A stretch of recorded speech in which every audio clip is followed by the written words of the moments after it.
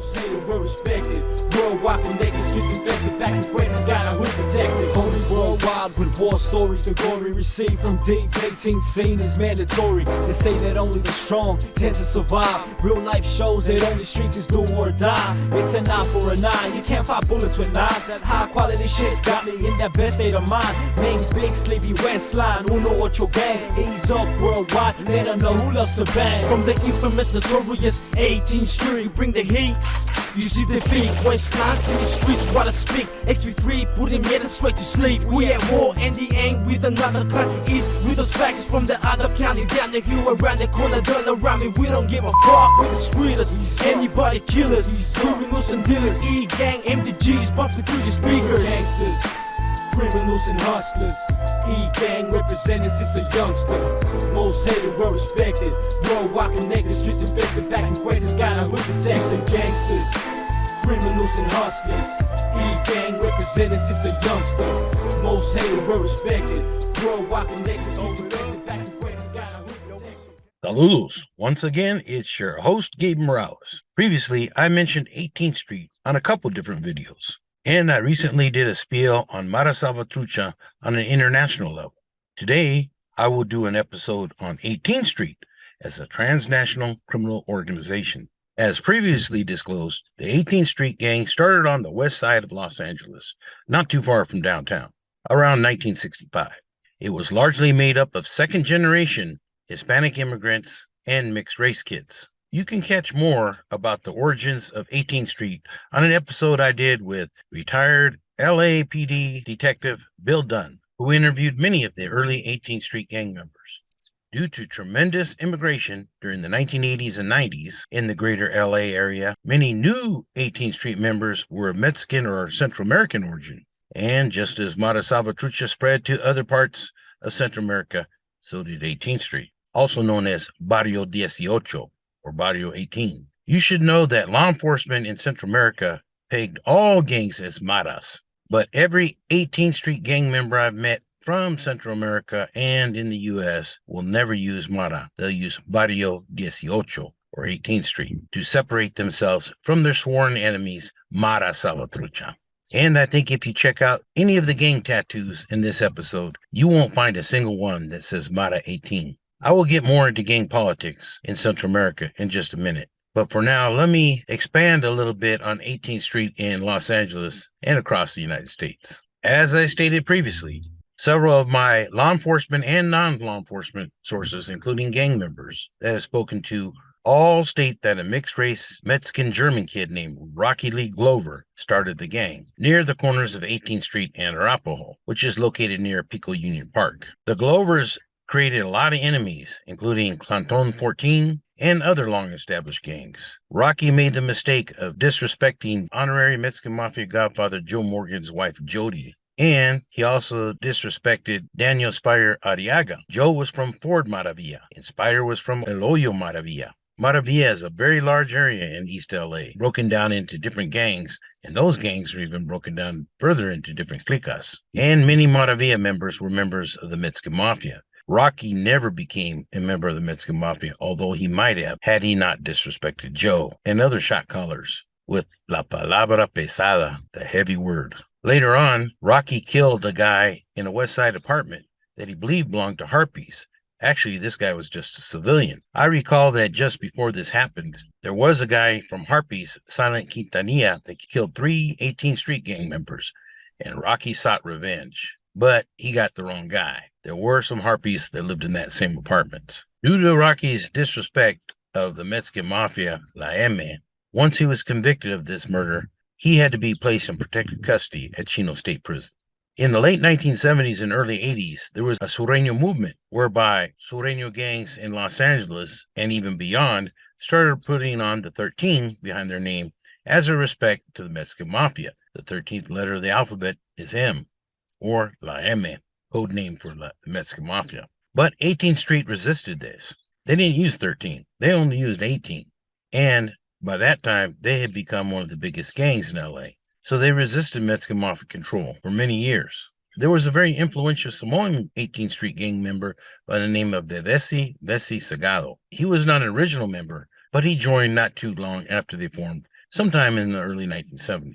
Vivesi was classified as an associate or camarada of the Mexican Mafia, and he probably would have been put up for membership. Vivesi had a C number, and after he was released from prison in the early 1990s, he started a splinter group called Southside Government, whose intent was to collect taxes from 18th Street gang members and other gangs in the area as a Southside Government. This was viewed as many in the MA as a competition group, and around the same time, the MA Edict had been put out. The MA Edict basically had rules stating that there was to be no more drive-by shootings in the barrios. If you're going to do something against a rival, you were supposed to do a walk-up. They also instituted a rule that there would be no blacks in Sureño gangs, although an exception was made for 18th Street after they protested. And it also implemented a taxation system on all Sureño gangs. I strongly believe the MA Edict was put out by Joe Morgan. I'll have to get into that in another episode, why I believe that is. But there's hard documentation put out that it was spread to the streets by Sano Ojeda in Orange County and by Ernest Chuco Castro from Barrio Nueva Estrada in Los Angeles County, as well as a few other emeros. Chuco in particular viewed Vesi's moves as counterproductive to the Mexican Mafia edict. Vesi was very close to a relatively newly made carnal named Francisco Puppet Martinez. Puppet ran the Columbia Little Cycles clique, which sold dope around MacArthur Park, one of the biggest dope selling areas in Los Angeles. And so the MA considered Vesi, Puppet, and other 18th Streeters as renegades, since they thought they could do their own thing. Chuco Castro responded by sending in an emissary to collect taxes on the 18th Street by the name of Carlos Truco Lopez. Meanwhile, two 18th Streeters named Anthony Coco Zaragoza, who I'll mention again here shortly, and Juan Termite Romero killed Truco as he sat in his SUV with his girlfriend. Another 18th Streeter named Ramiro Greedy Valerio informed police about this hit. Greedy had been suspected in being involved in an arson on an apartment building whereby the residents were not paying taxes to the 18th Street. But he was cut loose on that case for his cooperation in the Truco hit. And Greedy also wore a wire, which helped the feds bring about a RICO case on Puppet Martinez. It's a case that proved a direct link of power between 18th Street and the murderous Mexican Mafia. And to make their point, the feds zeroed in on a clique of 18th Streeters known as the most lucrative, the Columbia Little Psychos. A warning, some of the pictures you will see are a little bit disturbing. Got a confirmed box. For every rock of cocaine, gram of heroin, and baggie of marijuana sold on these streets in and around MacArthur Park, the Little Psychos, a faction of the 18th Street gang, got a cut. Every drug dealer paid a tax or rent for permission to operate here on LA's West Side during the 90s. This one-time gang insider explains, you don't pay, you die. Well, when we go kill you, we're going to send a couple of guys down there, really make a mess of you. The execution style's a really beautiful way to do it, because that sends out a message. The message was simple. 18th Little Psychos owned this neighborhood. And federal prosecutors say shot-caller Juan Romero, known as Termite, put dealers on shifts so drugs could be sold on the street 24 hours a day. I know some former gang investigators in Los Angeles who are still upset about the feds for letting Greedy off the hook in that case. Also, to make matters more complicated, Termite became engaged in a war with Carlos Tiny Carcomo, and Termite decided to stop paying taxes to Puppet, his boss. So Puppet ordered Tiny to kill Termite. Several unsuccessful attempts were made on his life, as well as members of his crew, before he decided to turn state's evidence. Meanwhile, Vesi Sagado was hit by Mo Ruiz from White Fence, Boxer Enriquez from Arta, and Huayno Grajeda from La Rana for his movidas to create the Southside Government. By the way, Vesi Sagado died of natural causes in 2018 in Carson, California, with his extended family by his side. It was all a big mess.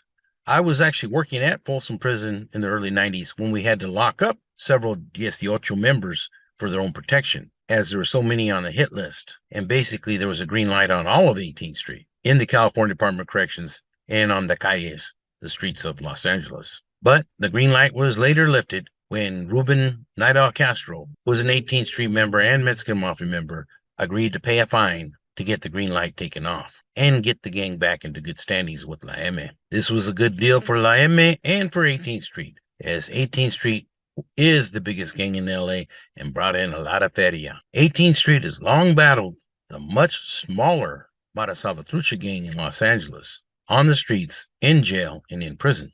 As I said, Anthony Coco Zaragoza was heavily involved in 18th Street politics. He basically was the right-hand man for Puppet Martinez and earned his black hand by killing people. It was Coco who kicked off some drama with Mara Salvatrucha a few years ago in 2020. Coco was known as a hothead, and when he was at USP Lee, he was going around the unit calling MS mierda seca, dry shit, and worse. He was finally attacked at USP Lee due to his insults. And about a year later, at USP Beaumont, MS got off on La M, killing 2 M members, wounding a camarada, an associate, all who were protecting an old school Emero who was the original target, but not injured. In a rare move, the entire Bureau of Prisons was put on lockdown until they could sort out what was what and who was who, until they verified MS and Mexican Mafia members were separated. I remember the first documented worldwide 18th Street website was created in the early 1990s, and it was operated out of Walla Walla, Washington, a stronghold for 18th Street in a city where the Washington State Penitentiary was located and where many 18th Street gang members were housed from all around Washington State. Like I said, the internet was relatively new at this time, and with this large communication system, 18th Street was able to communicate with other members in California, along the West Coast, and all across the United States, even to other parts of the world. They also spread their gang via rap music and videos, including many that are shown on YouTube. 18 has cliques in many states and cities, including Boston, Massachusetts, Rhode Island, New York City, New Jersey, Maryland, and Virginia. Those areas also have a lot of Mara Salvatrucha. If you notice in one picture, there's a guy holding up a red bandana. He's an 18th Streeter. In some of the states on the East Coast, they do that to distinguish themselves from Mara Salvatrucha, who wear blue. And just as a side note, there is a clique in LA called Red Shield that was started in a park located right next to a Salvation Army Red Shield Community Services Center. But most 18th Street that I know of on both coasts sport the color black, in particular Raiders colors. Not only is 18th Street located on the East Coast, they are located all along the U.S. border, as depicted here, and also in Europe and places like Belgium. They're in the Far East in places like the Philippines and down in Australia. They are also located up north in Canada, and they have a large presence in Mexico, in particular Mexico City, Tijuana, Ensenada, where they often work with Mexican drug trafficking organizations. Barrio 18 has whole towns claiming allegiance to them in El Salvador, Honduras, and Guatemala. While Barrio 18 is larger than MS in LA, MS is far larger on the East Coast and in Central America. In fact, down in Central America, MS outnumbers Barrio 18 by about a 2-to-1 margin. While males make up 90% of these gangs in the United States and in Central America, there are a significant number of females that put in work for the gang, in particular associates, but there are also some 18th Street gang members who are hardcore females and been jumped into the gang for 18 seconds, just like the guys. Whether it be out on the streets, in jail, or prison, Barrio 18 is very powerful in Central America, where they have been deemed terrorist organizations and transnational criminal organizations. 18th Street runs a little bit different than it does here in the U.S. In Honduras, for example, 18th Street leaders are called toros, bulls, and each toro then runs their own different clicas that has homies, and each homie has several soldados, soldiers, that operate under him. And then they have the peewees, just like they do here in the States, the youngsters. It is said that 18th Street is a little bit less cohesive and disciplined than Mara Salvatrucha is. In El Salvador in 2005, 18th Street splintered into 2 different factions. One was called the Revolucionarios, who did not believe in paying homage to the Mexican Mafia, and then there was the Sureños, who did still pay homage to the roots and the Mexican Mafia. As far as criminal activities, Central America was a refueling spot for many ships that carried cocaine further up north, with their destination often being the United States. When the Mexican government instituted a new security strategy in 2006 to keep a better eye on their ports, this shipping from Central America lessened, and many times it was then flown into different countries from places like Guatemala via the Cartel de Sinaloa and the Zetas, or transported across different Central American borders, and finally from Guatemala into Mexico, and from Mexico into the United States by mules, not the animal, but human mules, mulas. Today, there's very little cocaine transported through El Salvador. In fact, it is believed to be less than 2%. So the gangs had to change their strategies on how to make money. They became basically more desperate. So they started a lot more kidnappings and extortions of businesses, robberies of their own people. Both 18th Street and Mara Salvatrucha can be ruthless. Here we see a female MS associate victim, and the 18th Street gang has put their mark. 18th Street will also use 666, which is also the sign of the devil. On May 17, 2004, over 100 prisoners were killed in San Pedro Sula, Honduras. Many of the victims were burned to death. On April 5, 2003, gang-affiliated prisoners in El Porvenir prison in northern Honduras rioted, leaving at least 60 dead. And on August 18, 2004, rival inmates in a Salvadoran prison fight killed at least 31 inmates.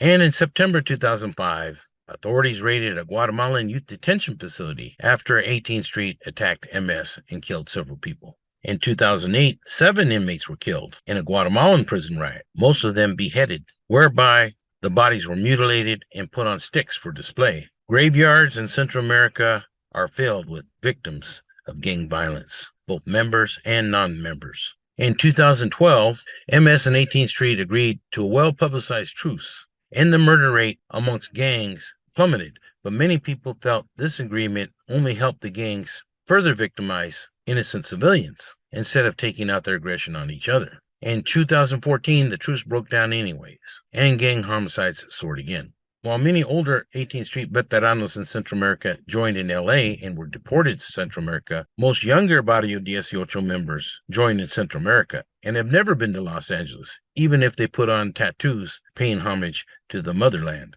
Before the current crackdown on gangs in El Salvador, the murder rate was 25 people killed per day on average, with approximately 80% of those being gang-related. In order to better combat gang violence in Central America, transnational anti-gang task forces were created. These were set up with trainings of Central American government officials with U.S. federal government authorities embedded with them to see successful completion of their programs. There were also Central American law enforcement exchange programs to increase training. And there were organizations like the International Latino Gang Investigators Association that brings in individuals from all parts of the United States and all over the world, including Central America and Mexico, to increase training for law enforcement officials there. And I continue to remain in contact with many of my ILGI contacts in the States and in Central America and Mexico. I could say a lot more on the subject of 18th Street, but we're running out of time. So for now, if you want to know more,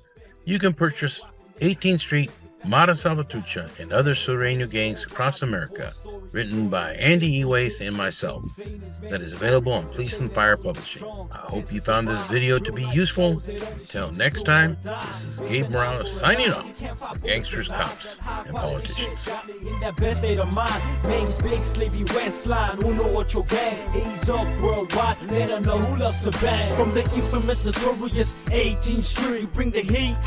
You see the feet, Westline, city streets, what I speak. XV3, putting me straight to sleep. We at war, and the end with another country. East with those facts from the other county. Down the hill, around the corner, turn around me. We don't